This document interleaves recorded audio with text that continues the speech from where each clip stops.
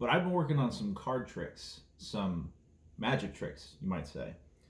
Also because of my love of words and their origins. So anyway, first let me just start off. Let's pretend this is the whole like, oh, I have a deck of cards sealed in a brand new deck of cards. Oh, brand new deck of cards. Oh yeah, that's a great shuffle right there. We're gonna pretend that that was just nice and smooth. It's just a normal deck, I swear. It's not like every card is the same card or anything. Pick a card. Let's just say this one right here. I'm not looking at it, and I'm gonna keep it in frame, right there. It's not gonna cut. The camera's not gonna cut, even though it should. But anyway, so I'm gonna keep shuffling this deck. And also, my sleeves are rolled up, and forget the fact that I've got a table right here and a kitty in my lap.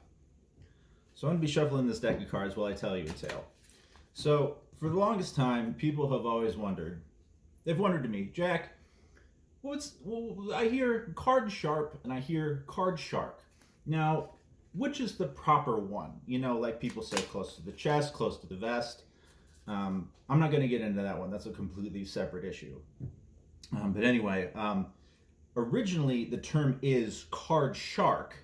And it by way of words and languages, it's like the Ellis Island equivalent of languages. Card sharp goes to the Statue of Liberty, and card shark goes to the Statue of Liberty, and some dumb fucker just it's a card sharp, but it's a card shark, because it is from the ancient Japanese whaling tradition, which I will get into in a moment. And so I didn't even shuffle that one.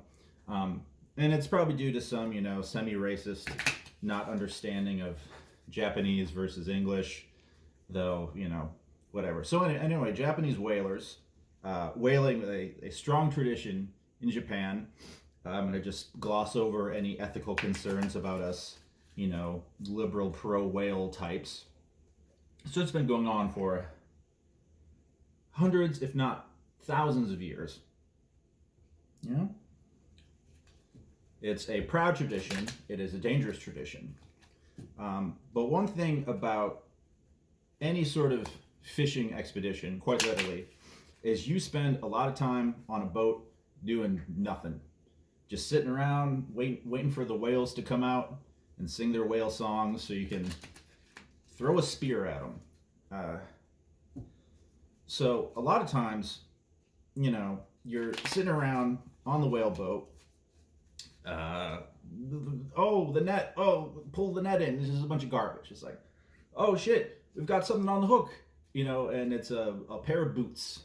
But what's more often is that these Japanese whalers. So you keep shuffling the deck here. Car's still there.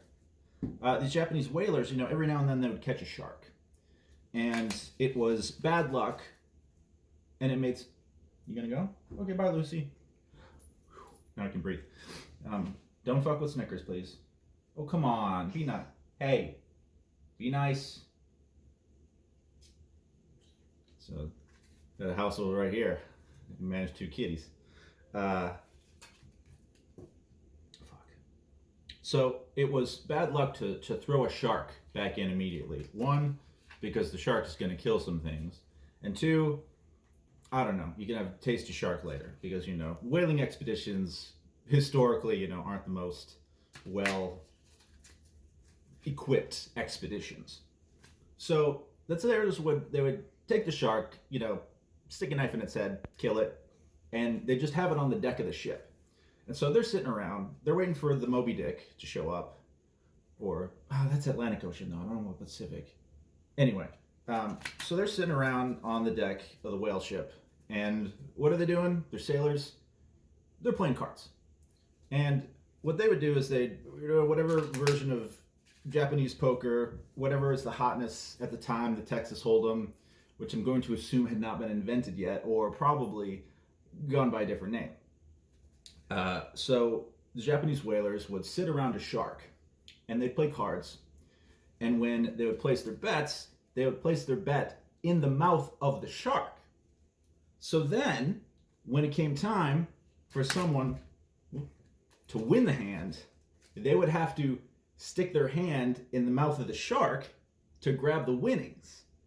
And and they became known as the card shark. And it'd be those things where they're sticking their hand in there and their buddies are like, I don't know if it's alive. I don't know if it's still alive. Or they'd do the whole like, whoa, press down on the shark heads. Oh, it's gonna bite you. Oh no. So that sort of hilarity is how we get the world famous phrase, a card shark. Someone who is good at cards, the origin of which was the person who is the best at cards is the card shark because they need to reach their hand and grab those sweet, sweet bills and whatever it is that Japanese whalers bet when they're playing cards, waiting for those sweet, sweet whales and that sweet, sweet whale oil. Yeah. So anyway, that was the distraction. You might have been thinking the whole time, like, well, what's he doing? How's he shuffling the cards? Is he pretending to be terrible at cards? Is he just clearly distracted because he's trying to do two things at once and there's a kitty in his lap? Okay, so here comes, as some might say, the prestige. Hey, Chris Nolan, eat my fucking dick, because this prestige is gonna blow your shit.